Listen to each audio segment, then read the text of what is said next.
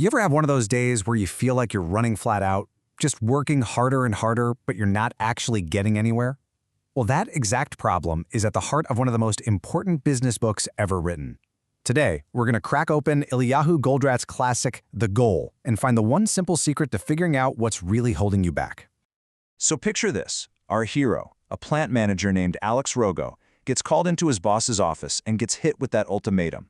His factory is a complete mess. He's stressed out, his job is on the line, and literally thousands of people could be out of work. It's a full-blown crisis, and it's the perfect setup for a totally new way of thinking. Alex's plant is just pure chaos. I mean, orders are always late, you've got inventory piling up in every corner, and everyone is busy, but nothing seems to get finished. The real problem is that the way they measure success, all those traditional metrics, are actually making things worse. They're obsessed with keeping every machine running all the time, but the plant is still bleeding money, and the clock is ticking.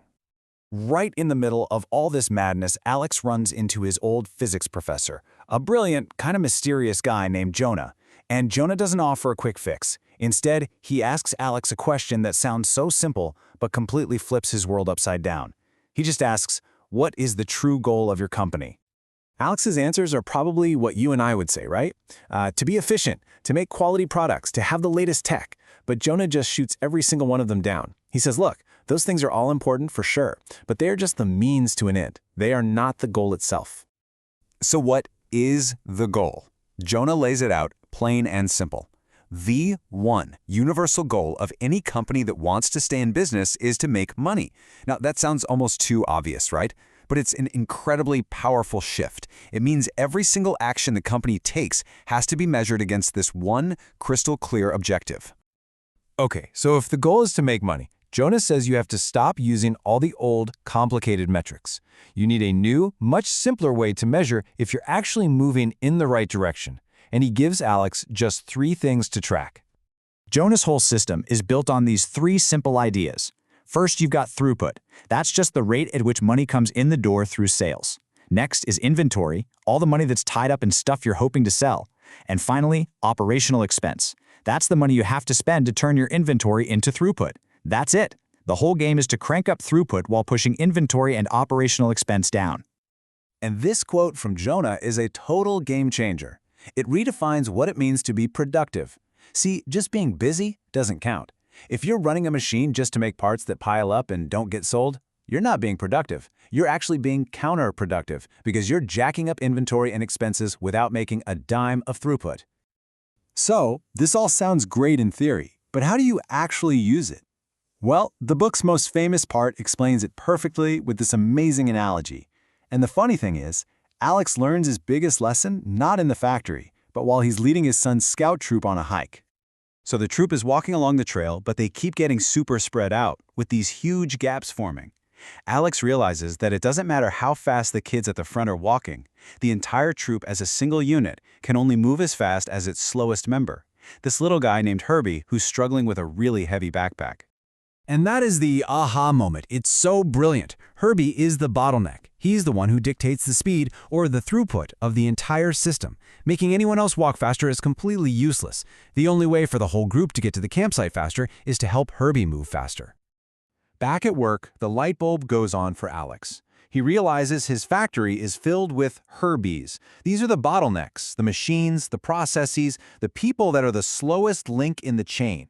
The output of the entire plant is being held back by the output of these few bottlenecks.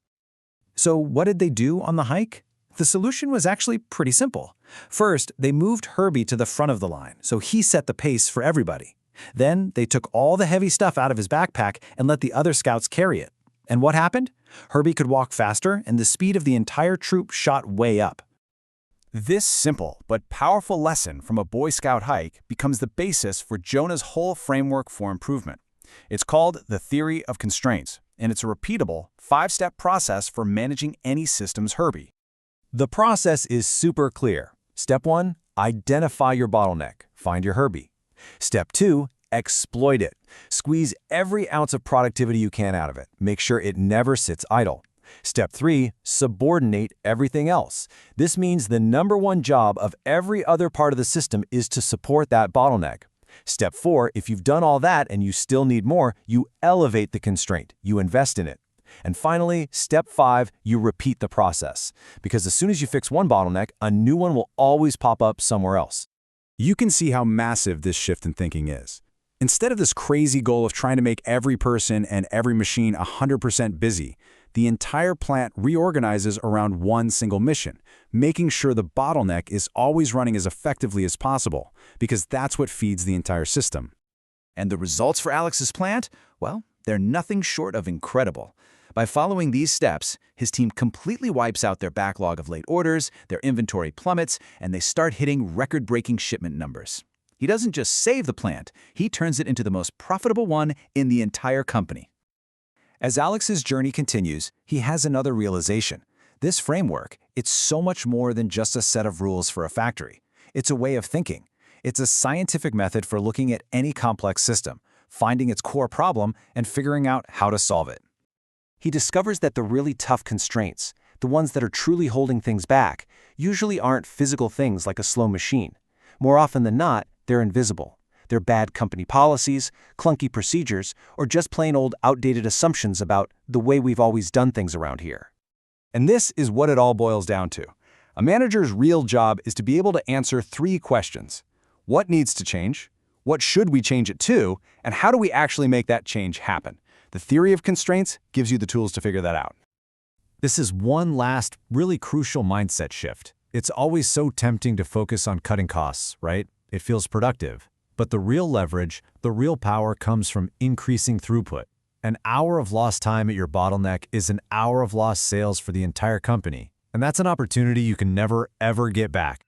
And that's really why the goal is still so popular today. I mean, yeah, it started with factories, but its principles have been used everywhere. In hospitals, in software companies, even in the military and in schools. It really is a universal framework for getting better. So that leaves us with one final thought to chew on. Every single system, whether it's your company, your team, or even just your own personal productivity, has a constraint, a Herbie, that's limiting its success. The real question is, where is yours?